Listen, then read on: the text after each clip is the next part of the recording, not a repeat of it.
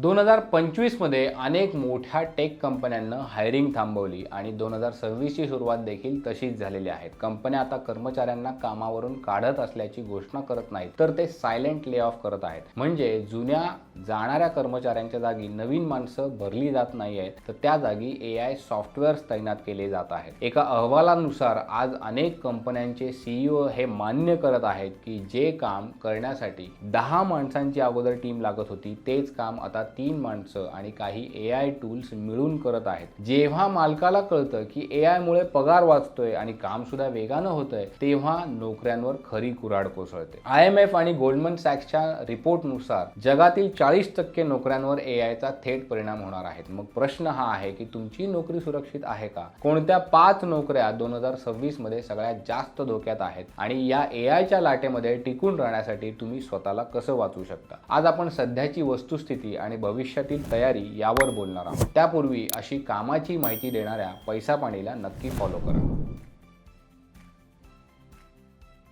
AI म्हणजे नेमकं काय? तर AI म्हणजे फक्त चॅटबॉट असतो का? नाही. मागील वर्षी डीपसीक नावाचं एक AI मॉडेल आलं. त्यानं अमेरिकेच्या सिलिकॉन व्हॅलीला अक्षरशः हादरून सोडलं होतं. का? कारण हे मॉडेल अत्यंत स्वस्त आणि अतिशय वेगवान असं आहे, जे काम करण्यासाठी अमेरिकन मॉडेल्सला कोट्यावधी डॉलर्स लागले होते. तेच काम या मॉडेलनं काही लाखात करून दाखवलं. जेव्हा AI स्वस्त होतं तेव्हा तो प्रत्येक ऑफिसमध्ये पोचलेला असतं. आज AI फक्त प्रश्नांची उत्तर देत नाहीये, तर ते विचार करतंय, कोडिंग करतंय, जटिल समस्या देखील सोडवत आहे.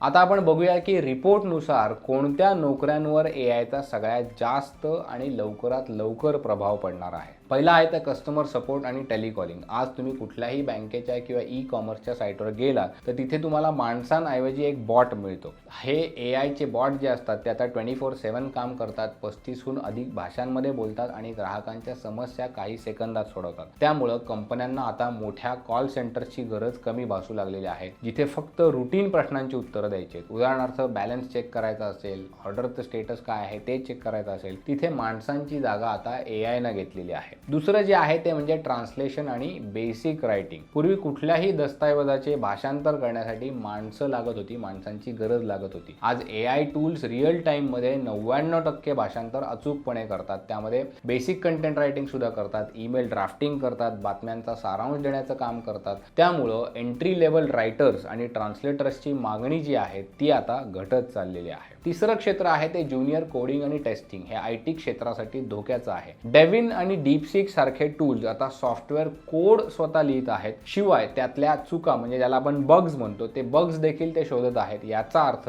कोडिंग संपला असा होतो का? तर नाही. पण जे ज्युनियर लेवलचे डेव्हलपर्स आहेत, जे फक्त कोड कॉपी पेस्ट करायचे किंवा बेसिक टेस्टिंग करायचे, त्यांची गरज आता कंपन्यांना कमी भासते. आता कंपन्यांना फक्त लॉजिकचा वापर करणाऱ्या सिनियर इंजिनियर्सची गरज आहे. आपल्याला वाटायचं की क्रिएटिव्ह कामांना AI हात लावू शकणार नाहीत, मात्र तो गैरसमज देखील दूर झालेला आहे. चौथं क्षेत्र आहे ते ग्राफिक डिझाईन आणि व्हिडिओची निर्मिती. सोरा आणि मिड जर्नी सारख्या टूल्समुळे आता फक्त टेक्स्ट टाकलं की HD व्हिडिओ आणि इमेज तयार होते. त्यामुळं जाहिरात क्षेत्रामध्ये मोठं स्थित्यंतर येतंय. Basic logo design, social media post किंवा साध्या जाहिराती बनवण्यासाठी आता माणसांची गरज कमी झालेली आहे. पाचवं क्षेत्र आहे ते म्हणजे डेटा अनालिस्ट आणि रिपोर्टिंग. फायनान्स आणि मार्केट रिसर्च मध्ये जिथे डेटा वाचून एक्सेल शीट बनवायला भरपूर दिवस लागायचे, तिथे AI आता काही मिनिटांमध्ये चार्ट्स देतंय, काही मिनिटांमध्ये भविष्यातील अंदाज सादर करत आहेत. AI आता पॅटर्न देखील ओळखण्यामध्ये तयार झालेला आहे, माणसांपेक्षा जास्त हुशार झालेला आहे. फक्त नोकऱ्याच नाही तर 2026 मध्ये AI मुळे डिजिटल सुरक्षिततेचाही प्रश्न निर्माण झाला आहे. डीप फेक्स आणि व्हॉइस क्लोनिंगमुळे आज कोणाचाही बनावट आवाज आणि चेहरा वापरून आर्थिक फसवणूक केली जात आहे. त्यामुळे भविष्यामध्ये सायबर सिक्युरिटी, AI एथिक्स आणि डिजिटल आयडेंटिटी व्हेरिफिकेशन या क्षेत्रामध्ये माणसांची गरज लागणार आहे. AI मुळे जुन्या रुटीन नोकऱ्या जरी जात असल्या तरी या नवीन स्पेशलाइज्ड सेक्टर्स मधल्या संधी ज्या आहेत त्या देखील तयार होत आहेत. मग आता आपण काय करायचं हा एक प्रश्न उपस्थित राहतो.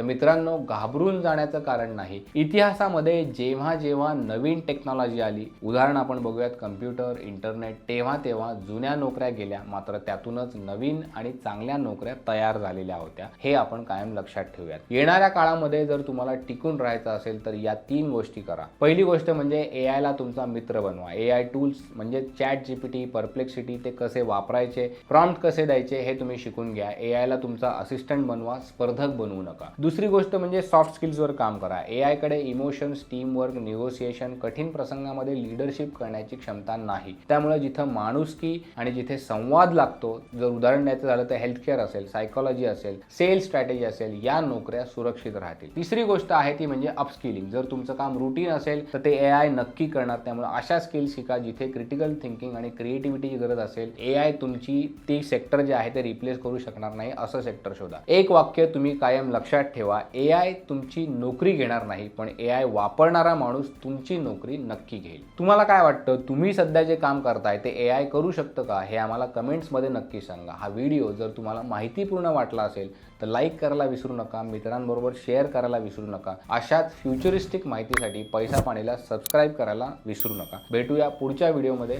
धन्यवाद.